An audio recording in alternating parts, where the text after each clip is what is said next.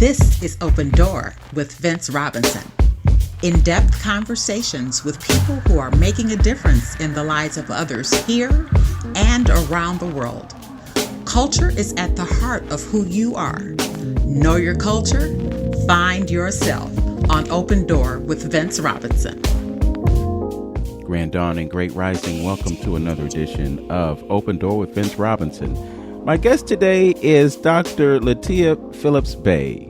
She is a dedicated healer, teacher, and creative force committed to uplifting women through the power of sisterhood and shared experiences. As the first African-American woman to open a yoga studio in the state of Ohio, she has paved the way for many, blending her passion for holistic wellness with a deep commitment to community empowerment. She combines her extensive knowledge of trauma-informed practices with mindfulness techniques such as yoga, meditation, and Reiki. As an experienced 500-hour yoga teacher, she integrates these practices into her work, fostering healing and self-discovery among those she serves. Her journey into healing began as a personal quest to resilience, and she now channels that wisdom into helping others navigate their own paths to self-love and empowerment. And she's going to be part of a very special program that's going to take place at Karamu on February 22nd, and I'm going to let her tell you all about that. It is going to be a powerful performance that includes poetry, dance, music, and some folks that are very dear to me, including my brother Matabu Okanta and others.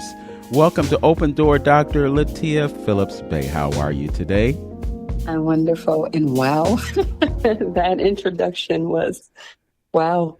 Well, thank you. It's your truth, it's your reality, and I'm sure that you had a role in determining what words were used to describe you. Thank you. Okay. So right off the bat, let's talk about the event that you're going to have at Karamu on February 22nd at 2 o'clock. Tell us all about it.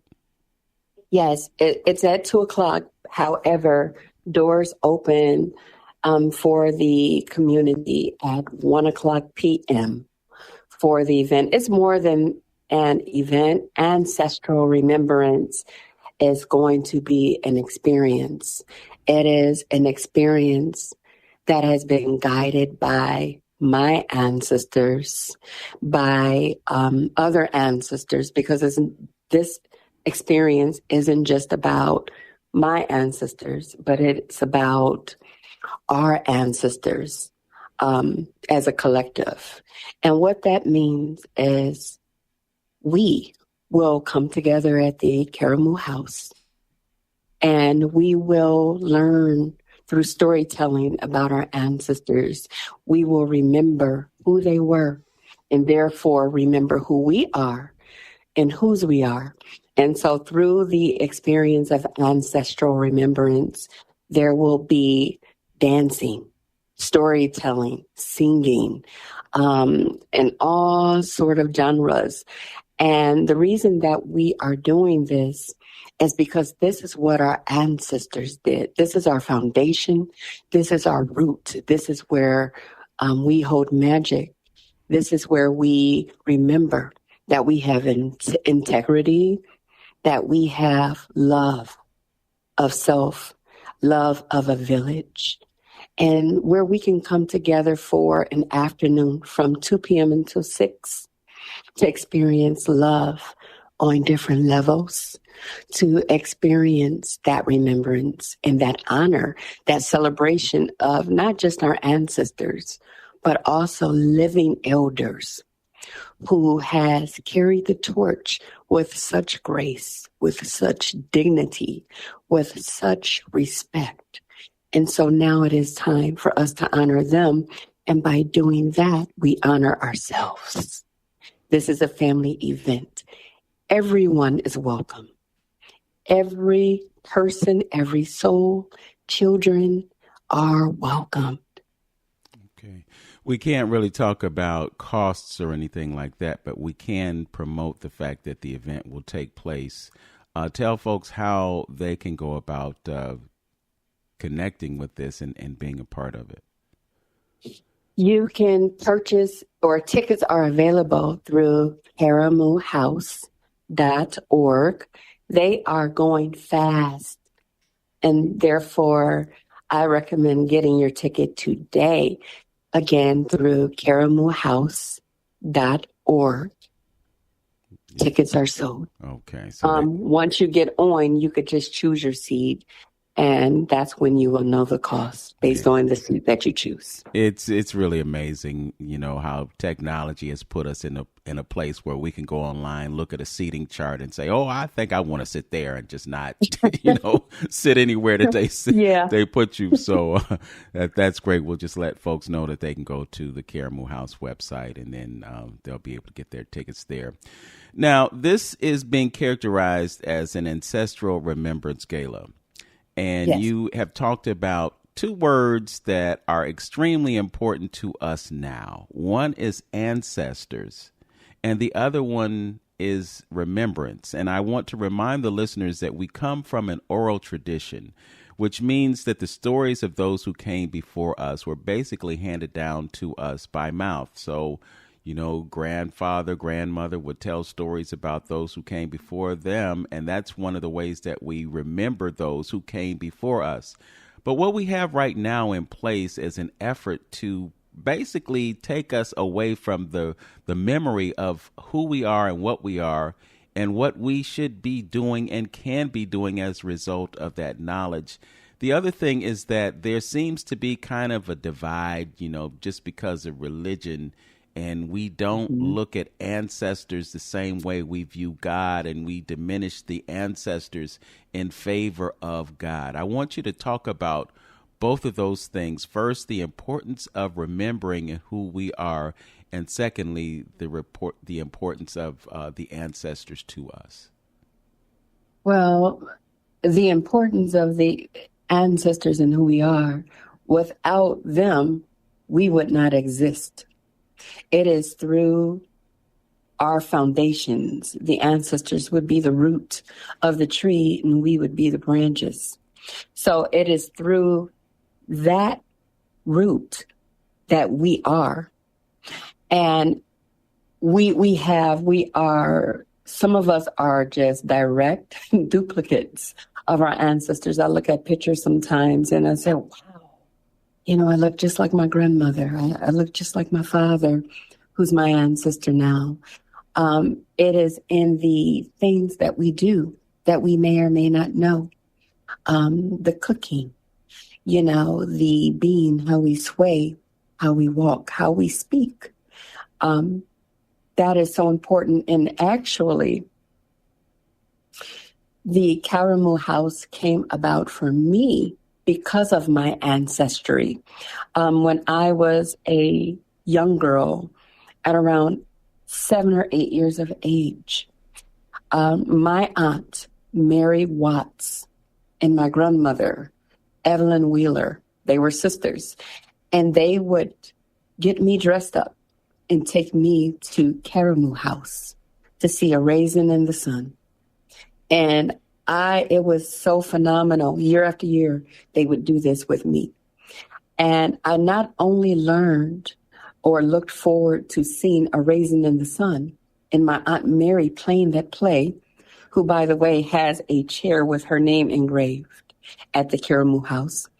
But I would look at these two beautiful women, these two beautiful souls, and just inspire to someday be even a small piece of who they were. I knew as a little girl that they were so powerful, and that somehow, some way, I was responsible for growing into what was to come. And that is who I am today. So although they are my ancestors now, they were strong roots in that foundation. And this is why ancestors matter, because trauma, also known as pathologies and different aspects of ourselves, it is so critical to understand our history, our roots, how we got here. and the trauma that lends to how we even got here, and also how we are, culturally speaking, one of the few people who know directly where we come from. And because the direct correlation is because our ancestors many times were just dropped off somewhere and we were not told. And so there's a trauma attached to that. Well, it's time to remember. And so this plays a part in that. As far as the importance of our ancestors are everything, culturally speaking. And that religion is very different than culture. Religion, for me, is a box. It is something that you could put around yourself and to be privy to say, well, I'm greater than this, or I'm greater than that, perhaps, or it's not like me, I'm different. But tradition, culture, is something very different, because all are included. Not only are all included, but traditionally speaking, our ancestors, again, are the roots. So in my culture, which is Yoruba, that is my way of life, without the ancestors, nothing can proceed. We honor the ancestors by going into nature. We honor the ancestors by putting plates at these shrines in front of them. We honor the ancestors by singing their songs, by lifting them in spirit, by walking and carrying their torch and being continuations of what they stood for, so that their sacrifices will not be in vain. Well, it's interesting when you talk about their experiences and the lives that they lived. They have I guess a mental space in our mental space, but there's also a physical connection through the DNA, because epigenetically we carry the trauma of our ancestors forward as well. And Absolutely. I think one thing that's really critical is that, one, we are aware of the fact that we have this trauma embedded in us, but two, that we do something to address it. And I think the fact that we don't address it means in many cases we repeat the same mistakes that they made because of the way that they were affected by trauma. But one thing that I see is that one of the antidotes to that trauma is actually the art. So when you talk about theater, when you talk about song, when you talk about dance, those are ways that we are spiritually connected to our ancestors, because we're doing what they did before, and that was the way that God showed up in their lives. If you being from the Yoruba tradition, you understand about some of those deities that we demonize because we don't have an awareness of African spiritual practices, because it's been replaced by a European Christian dogma that separates us from the power that we knew through our spiritual practices. And again, that's one of the reasons that it's just so important for us to have these types of cultural observances, because they connect us to who we are and who we were. Yes. Yeah. So again, I just can't say enough about why it is so important for us to remember our ancestors. And again, I applaud you for doing this program, and I'm glad to hear that folks are gobbling up those tickets the way you say they are. So if you're hearing this, that means you need to go to Karamu online and check out your opportunity to get those tickets. While we're on the subject, talk about some of the folks that will be involved in your program. Oh, my goodness. The level of beauty involved in the program, like yourself, Mr. Vince Robinson, Baba Okanta. I'm just so honored by this, who will do the storytelling and history on our ancestors. Some more of the talent includes Latoya Levis. She is a beautiful, beautiful gospel artist. Mrs. Michelle Levy, who is a world-renowned gospel artist. We have interpreters who will be there. Line Dance is my therapy, who will be there. Gerard Amir, who does spoken word, an extremely talented and gifted young man who I am just proud to have. Yasira Janae will be there. And I must say, her rendition of Nina Simone is just so beautiful. So I'll give that away. There will be various honorees. Philly Whedon, personal trainer who has done so much for the community. There will also be Charmaine Brown, a life coach, business coach. She is a phenomenal soul who continues to do community work and advocacy. Dr. Yvonne Pointer, who is the advocate, who is a wonderful, wonderful soul. Dr. Chisholm, Jackie Chisholm, who had Step Forward, used to be called CEOGC.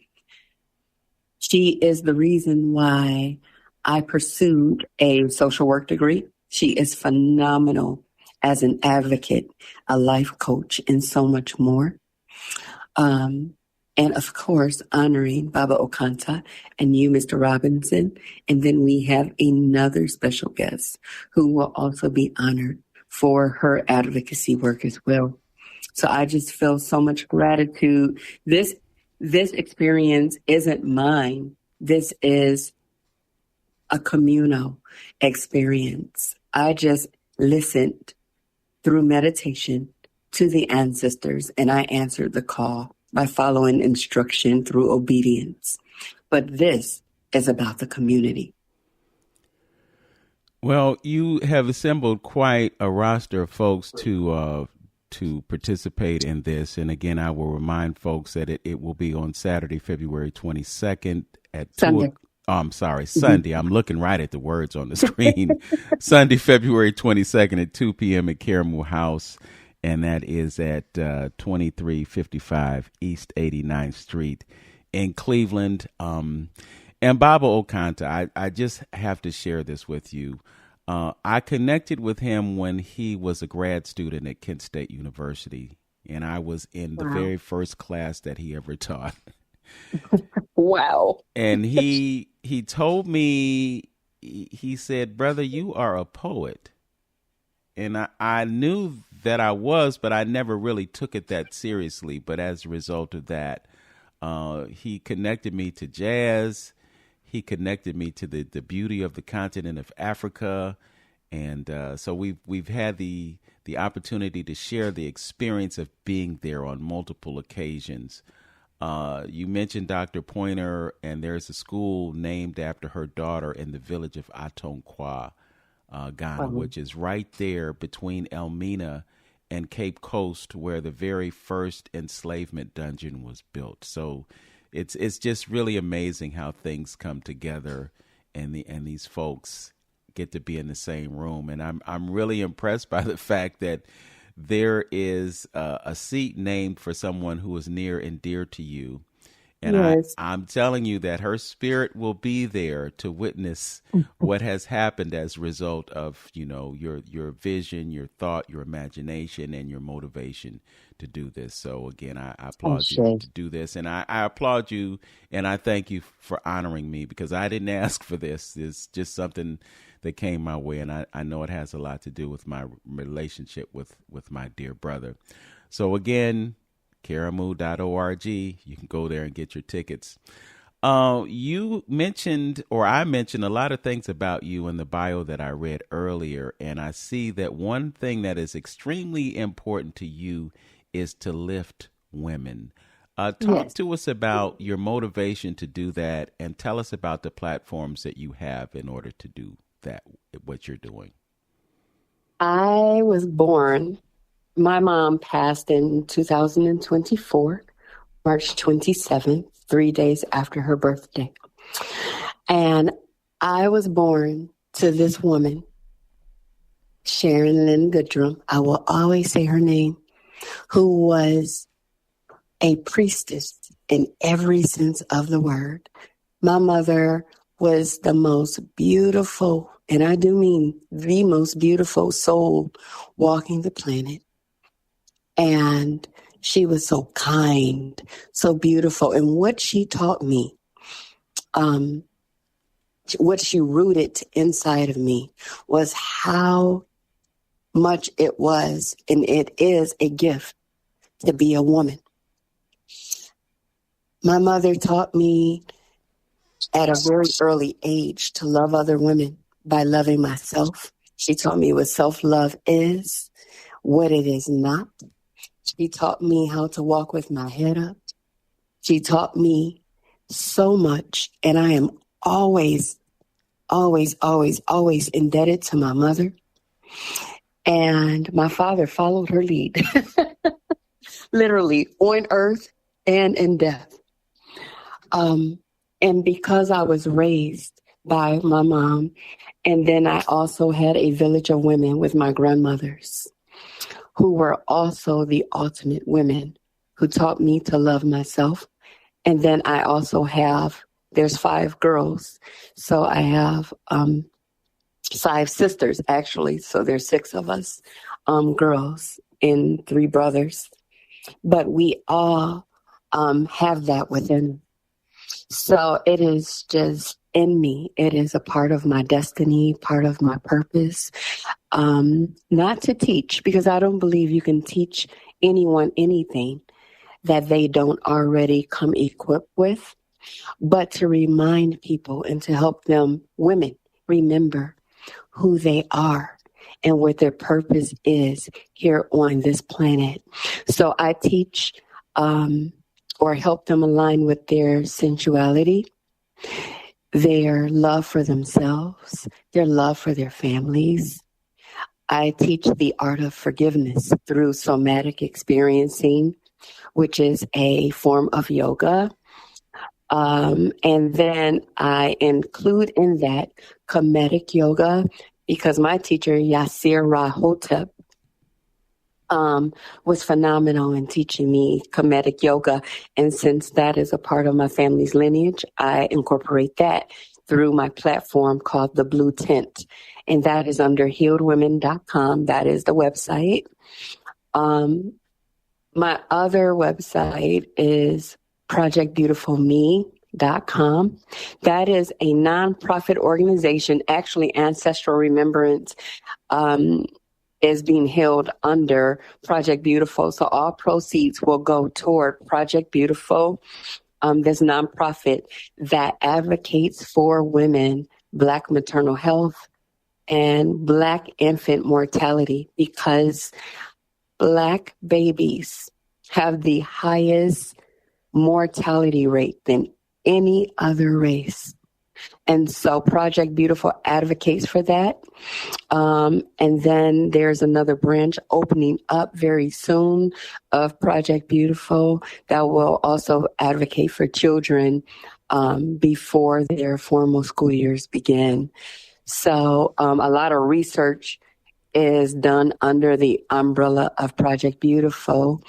And my theory, called the Heal Theory, Help Evolve All Lives, is a concept, a village concept under Project Beautiful that helps women go through what we call a village model, or the village mother model, which includes therapy, the healing of traumas through yoga, through meditation and mindfulness practices, through having a sisterhood, and through the mothers that we call of the village, who will help them how to care for their babies and know that they are not by themselves. Because that is how I grew up, with a village, including my neighbors. They were included in that as well, being the village. You said a lot, and just Yeah. brought me to a couple of questions. One, you mentioned how your mother told you that it was a gift to be a woman, Yes. and I think, and this is just a broad, sweeping generalization. So don't It's okay. don't put the hangman's noose because I'm saying Okay. this. But I'm just saying that there are so many of our sisters, our young, beautiful sisters, that don't really Hmm. understand the Hmm. power that they have as a woman. They don't understand the gift of being woman, and they don't respect themselves enough to hold that sacred aspect of themselves out there. True. Well, it's all about, and that's why we have Project Beautiful, and that's why we have the Blue Tent School, Sacred Divinity School, because we come from different places of consciousness. Sometimes I believe that we choose our parents. I believe that we choose who we come into the world as. And it is our responsibility to remember when we get to this planet in this lifetime to remember who we are and what our purpose is. And sometimes we don't remember when we get here. So we attract experiences that will help us to remember, good, bad, or indifferent. But they will help us to remember, as above, so below. So sometimes, because we come from, many women don't have other women to tell them how beautiful they are or how much of a gift it is, because perhaps they had a mother who may not have had such a beautiful experience in being a woman. You know, one of the women of the village of Project Beautiful, she likes to share her story. So I'm sure I have permission to share that her mother was gone. And so she was raised by her dad. And so no one was there to tell her how lovely it was to be a woman. But as she got older and started to learn some things about herself, then it shifted her entire perspective about being a woman and what that meant for her. And we also go through different life cycles and we see things very different. But what I have noticed that we all need is love. It's like watering a plant. We are all looking for love in some way, shape, or form. And so instead of judging one another, I feel strongly that it is very crucial that we all do our part. In loving ourselves as women, I truly believe that if we love ourselves enough as women, we could love our brothers. That is so important, that we all heal together and that we heal in alignment with one another. It's not one against the other, but it is one with the other. But again, it's all about getting to the root of our traumas, our pathologies. Yes, I really do think it's that. And, since you It is. mentioned it, it seems like, black men and black women are in a competition Mhm. to see who has Yep. the worst. Yep. It's like, Yeah. well, we both have the issues that we deal with, but we also have the greatness that we both have. And I think I we see. we need to focus on the things that we have that are positive and beneficial, and not focusing so much on the lack, because this perception of the universe being a place of lack is a thing that keeps people in a lower vibrational state.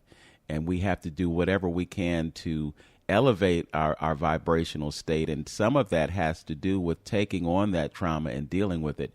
You mentioned a really interesting concept, and that is the fact that we choose our families. And when you look at things that happen in certain families and things that we have to navigate as a result of our relationship to our siblings and our relationship to our peers, and we see so much dysfunction, it's like, well, why would I choose to put myself in that situation? But I think part of it is that we come into these lifetimes with lessons that we are supposed to learn, and then those circumstances give us an opportunity to learn those lessons and to grow. And so many times, we don't grow because we don't deal with the lessons that are right there in front of us. We want to pretend that they're not issues. We don't want to tackle the darkness that exists in our lives. We don't even want to go to that place that is characterized as being dark. And dark is not a bad thing. Dark is just dark. I mean, you have dark, you have light, you have polarities. And so many times we look at things as being evil, but they're not evil. They're just neutral. And again, we don't understand that either. Well, it's a form of epigenetics. Yes. And you mentioned epigenetics earlier. So that is a form of epigenetics. And those things, some of them are passed through our ancestry, but it doesn't mean that it has to remain and cannot be healed.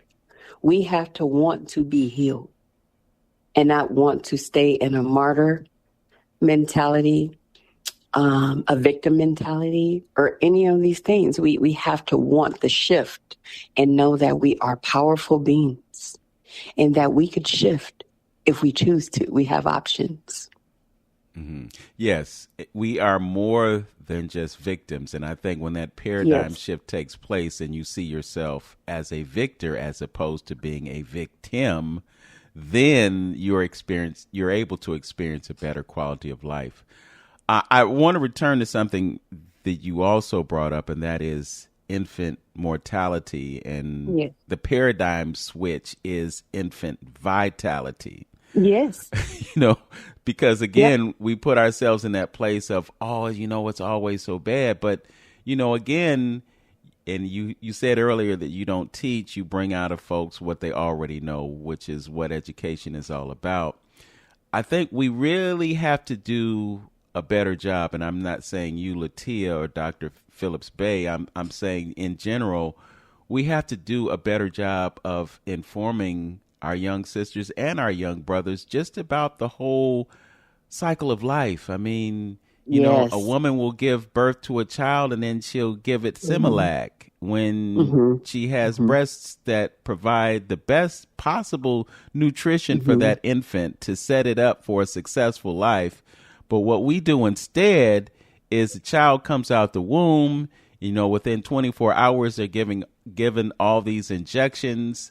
They don't get the mother's milk. They get formula that has synthetic chemicals in it. And then you have all the environmental factors. You have what the woman went through during the gestation period, and she wasn't kind to herself, or she was doing things that weren't in the best interest of that infant. So when it is born, it's already behind the 8 ball. And it's because we didn't really fully understand life and how we should approach it and our relationship to nature so that things can evolve the way they're supposed to evolve and not the way society has designed to create victims who live their lives with all these chemicals affecting them adversely, as in addition to the incidents that happen during their childhood that affect them and their adult lives. I mean, there's so many things that really can be addressed if we have the awareness and the consciousness and the education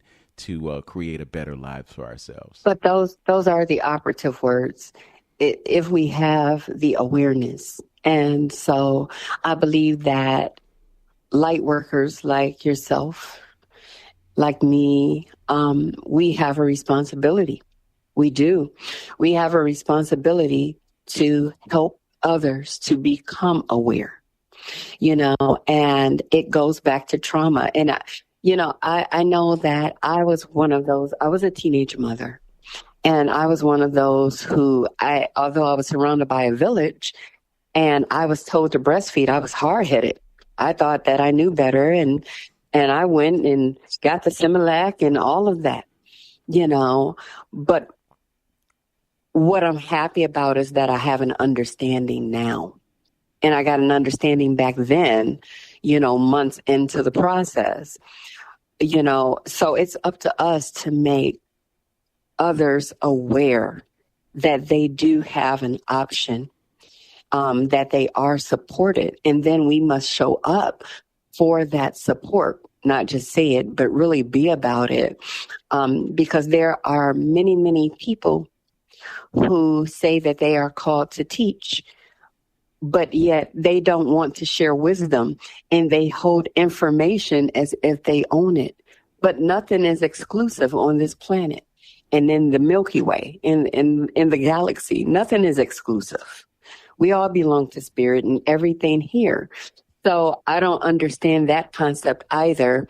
But I do believe that it's partially based on the need or the fear and need to control other individuals. So therefore, I won't give you information that will help you to grow, to evolve. But it doesn't matter, because if someone is destined to have what they're supposed to have, they'll get it elsewhere anyway. So it's up to us as these teachers, and I say that with quotation marks, these teachers, to really help others. If we are healed in one area, well, why not help someone else heal in that area? Because we will continue to get the lessons until we are healed in that. I swear, I've been on that, I probably shouldn't say this. I've been on the special ed school bus many times, spiritually speaking, because I saw a thing and I could speak a thing and thought that I was healed from a thing until it showed up differently. Same situation and different people involved, but really the same people, different names. And if it were not for the help of some of my teachers or people outside of myself who are really me, because I believe we are all one person or one soul, then I wouldn't have known either. So I have so much gratitude toward my own village, and that is where my heart is, helping others. And being the village for others. Mm-hmm. You talked about that oneness, and it's really difficult to comprehend that oneness when there's so much division. I mean, if you just look at Christianity and how many different denominations there are, or you look at Islam and, there's this faction, there's that faction, there's so much division. It's difficult for us to comprehend the idea that we're one, because, within our oneness, we have folks like the person that's sitting in the White House, and there's no way that we could ever put in our minds that we should love that person. Just right. Based on all the things that are happening right now. This happened, that happened, he's behind this, he's behind that. And there's no way on earth that you could ever put the words in your mouth, but you have to love that person. You mentioned it earlier, the importance of love, but that really is where we have to get to, this mindset that we love everybody because everybody is us. And we have to take the racial component out of it, too, because we look at things in terms of race, but there's only one race, and that's the human race. And we all have the ability to be divine beings, but we have to have a certain level of consciousness in order to exist in that reality. And all these powers that are functioning right now, it seems as though they exist to keep us away from that power. Well, I don't think anything could keep you away from, I don't know what that power is, but I know what my power is. I know everything that you just said, it comes right back to self-awareness, self-understanding. I know some people call it the mother, maiden, and crone. Some call it depending on their tradition, the Father, Son, and Holy Spirit, whatever you want to call it, the consciousness, super consciousness, subconsciousness. But that still goes back to us. There was a book I used to read when I was younger, and it was called The Kabbalion. And I love this book. I may dig it back out, but this book talked about something very, very similar, and how everything comes back to you, as above, so below. And I really have that belief system. If we hate another, even that person in office, somewhere it cannot be separated. There is somewhere in us that there is self-hate, as as difficult as that may be to say. If we dislike something about someone outside of ourselves, if we're seeing things like that, something has to be within us, because it's not personal. It's not personal. It only becomes personal when it is something that we need to heal from. And I believe that's the level of awareness that we must get to within ourselves, the level of awareness. My father, may he rest in peace, he used to say something to me all the time. And I keep that in my consciousness. And what he used to say is, the most powerful weapon you could ever have is to know yourself. And when I was younger, I didn't get that. I'm like, what?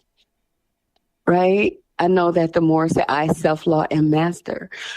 Well, my father is correct. The most powerful weapon you can have is to know who you are. And when we know who we are, we're not offended by things, because there's a deep understanding. But we are all here to heal from something, perhaps. And so therefore, I guess we wouldn't be here if we fully had that in-depth understanding. Our purpose would perhaps be served. Well, it's obvious to me that you hold your father in high regard. So say his name. Yes. Say his name. Oh, yeah. Gregory Earl Wheeler, Sr. Oh, my father was everything. My father taught me how a woman. So my mother taught me the gift of being a woman. My father taught me the gift of how to be treated as a woman. So I ended up marrying a phenomenal man who I just love so much. He is truly my friend. He is my friend. He is my brother. As weird as that may sound, he is really that beautiful. And he treats me that beautiful. And we are approaching 31 years of marriage because we want to be in it. And that's what counts. But my father taught me how to be treated as a woman. And he taught me that by how he treated me. My father, until his last breath, I was able and blessed enough to hold his hand as he took his last breath. He treated me so good since the day that I met him, the day that I could remember. I mean, I just loved him and he loved me. And we were like two peas in a pot. And he made each of his children, each one of us, feel the same way as if we were his favorites. Well, we found out when he passed. He treated us all that way. But we all felt we were special. Yes. Yeah. Well, it's really beautiful to hear someone having a great relationship with their father. And I can say the same thing about mine. You know, my father, Robert J. Robinson Sr., may he rest in heaven. He grew up not knowing his father. So he didn't know his father. I didn't know his father either. But I know that parts of his father are in me. And just like you said earlier in this program, you know, I look in the mirror and I see my father's face. And I experience a certain oneness in that because I know that he lives through me. You know, so it's just a powerful paradigm. You mentioned your Sarah Hotep and Kemetic yoga, and I would be remiss if I didn't give you an opportunity to talk more about that and also talk to us about, you know, Kemetic yoga and how it differs from other forms of yoga that folks practice. Yeah. Well, I've been teaching yoga for over 20 years, and I'm an EMDR therapist, which is a whole nother story in the interview. But somatic yoga is about feeling your body, feeling into it, and remembering who you are through that. And I incorporate Kemetic yoga. My teacher, Yasira Hotep, is the pioneer of Kemetic yoga. He is phenomenal And he lives in Chicago, Illinois. He has a Kemetic yoga studio there. And he came here, that had to be over 10 years ago, and certified me and quite a few others in Kemetic yoga. It was an honor to have Yasir here. He is I actually just spoke to him today. He is really, really knowledgeable and has a lot of wisdom when it comes to Kemetic yoga. And it's more than just an art form for him. And that's what makes it so phenomenal when he teaches it, because it's not just doing these postures, but he really teaches you how to take the body through the history of Kemet and, through asana or Kemetic yoga postures, which is yoga is called Smatawi in Kemet. So, yeah, it's beautiful because he's teaching you postures of the deities, of the Neteru. And learning the postures of the Neteru is a form of honor and grace to them. And so we learn the posture of Anubis. We learn the posture of Jehuti. And it's just a beautiful thing because you can feel the frequency move throughout your body as you are doing these postures. Yeah, and so I will always be grateful to Yasir. I have a grandson named Yasir, and I just feel that the tools that he have given us, the people that he certified here in Kemet in Cleveland, Ohio, he really gave us or reminded us that we had these powerful tools that we use. So I do incorporate that. When I teach and help my yoga students align, I don't feel like other forms of yoga should be infiltrated with Kemetic yoga. And the reason being is because it is just so pure all by itself. And not saying that other forms of yoga are not, but it really takes us energetically wise through the memory of our ancestors all by itself, just by doing the postures. So it is just wonderful. And I will always mention his name as a form of respect for what he has given me. I'm also certified in many other forms of yoga because I've been teaching for a long time.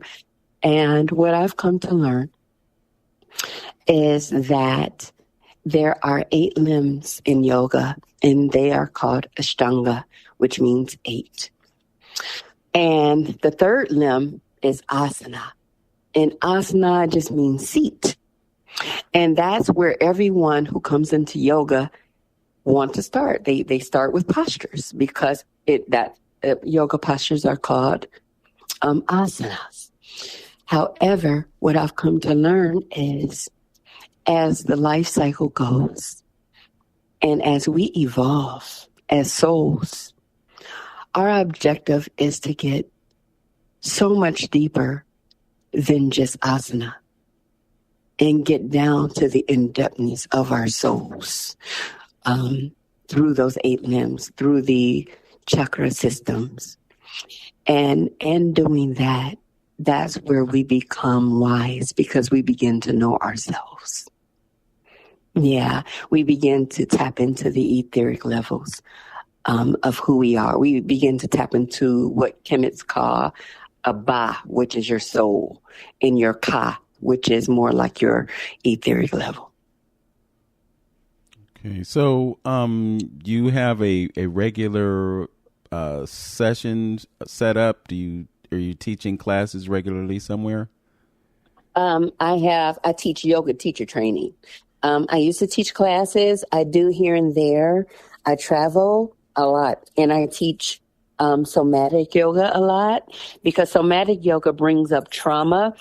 It brings up rooted trauma, and it helps us to remember so that we can heal, because you cannot heal trauma if you don't face it, or you don't see it, or feel it, or block it out. So that's what somatic experiencing do.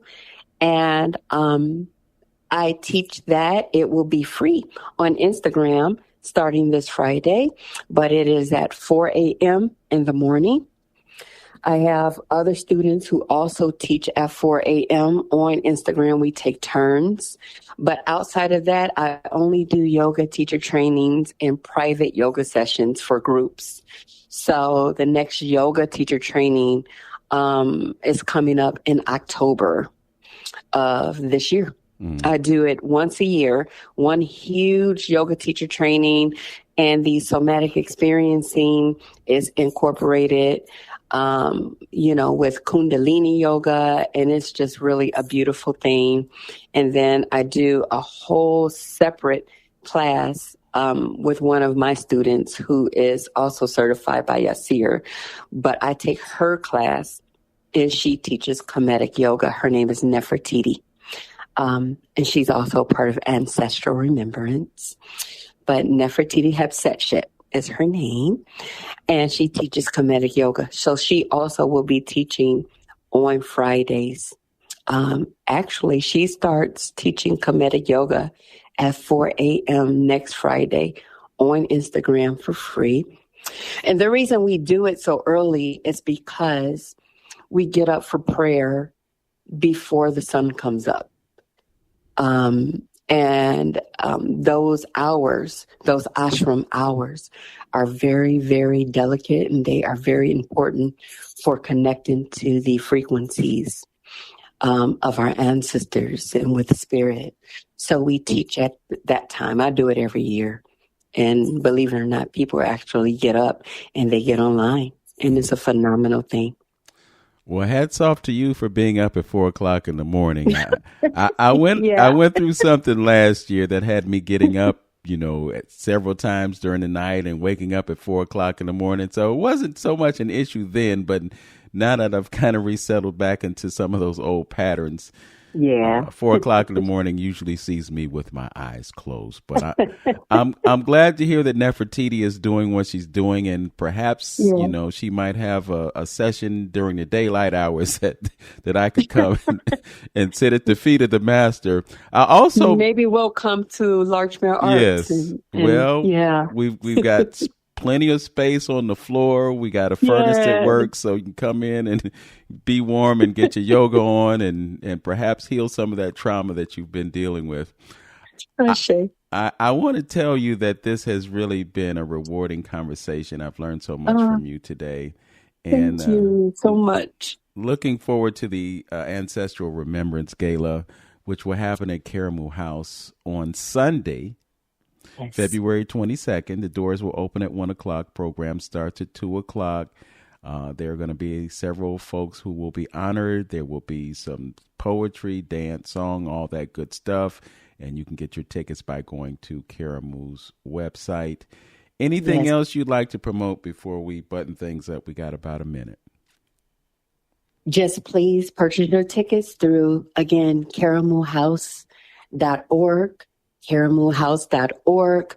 This is something where I am inviting everyone to. This is a night of love, a day of love, a day of feeling supported, and a day of healing. So please, please, please come get your tickets today, karamuhouse.org.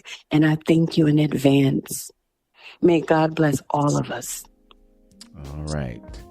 If you joined us late in the program, I've been talking with Dr. Latia Phillips-Bey, and as I said before, she'll be facilitating a program at Karamu on February 22nd. With that, I'd like to thank you for joining me today, and I look forward to future conversations, because there was so much more that we could talk about, but 54 minutes and 30 seconds go by really quickly. With that, I would like to remind the audience that you can check out this broadcast on my YouTube channel, which bears my name, Vince Robinson. When you get there, don't forget to like, comment, and subscribe to the channel, and hit that notification bell so you get notified when we post new content. as always, know yourself, love yourself, be yourself, and make today your absolute best day. Peace, everyone.